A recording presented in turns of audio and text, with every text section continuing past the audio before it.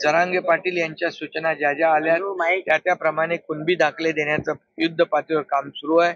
हजारो लाखो लोकांना ज्या कुणबी प्रमाणपत्र मिळत नव्हतं, नोंदी मिळत नव्हत्या, त्या शोधून लोकांना प्रमाणपत्र दिली गेली. त्याचबरोबर तेलंगणा, हैदराबाद या ठिकाणी जुनं दस्तऐवज आहे, त्याच्यामुळे उर्दू, फारसी, मोडी लिपीतले कागदपत्र आहेत.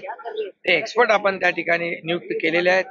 तेही काम युद्ध पातळीवर जस्टिस शिंदे कमिटी काम करते. त्यालाही आपण आणखी काम करायच्या सूचना दिलेल्या आहेत. एकीकडे हे कुणबी नोंदी मोठ्या प्रमाणावर देण्याचं काम सुरू आहे, दुसरीकडे मागासवर्ग आयोग त्याचं काम करत आहे. मराठा समाज मागास कसा आहे यावर जवळपास 1.5 लाख लोक 3 शिफ्ट मध्ये काम करतायत. त्यांचा एम्पिरिकल डेटा गोळा करतायत आणि तो मागासवर्ग आयोगाचा रिपोर्ट तयार केल्यानंतर मराठा समाजाला न्याय देण्याचं काम, त्यांना मराठा समाजाला टिकणार आणि कायद्याच्या चौकटीत बसणार आरक्षण देण्यासंदर्भात फेब्रुवारीमध्ये विशेष अधिवेशन घेण्याचा निर्णय देखील आम्ही घेतलाय. मराठा समाजाला आरक्षण देताना ओबीसी समाजाला त्यांच्या आरक्षणाला कुठलाही धक्का न लावता, किंबहुना इतरही समाजावर अन्याय न करता मराठा समाजाला टिकणार, कायद्याच्या चौकटीत बसणार आरक्षण देण्याचा निर्णय सरकारने घेतलाय. आज सरकार कटिबद्ध आहे. त्यामुळे खरं म्हणजे आंदोलकांनी सकारात्मक, सरकार असेल तर सकारात्मक भूमिका घेतली पाहिजे. त्यांच्या अनेक सूचना सरकारने मान्य केलेल्या, त्यामुळे मला वाटतं हे आंदोलन थांबलं पाहिजे, टाळलं पाहिजे, कारण यामुळे जनतेला त्रास होणार आहे.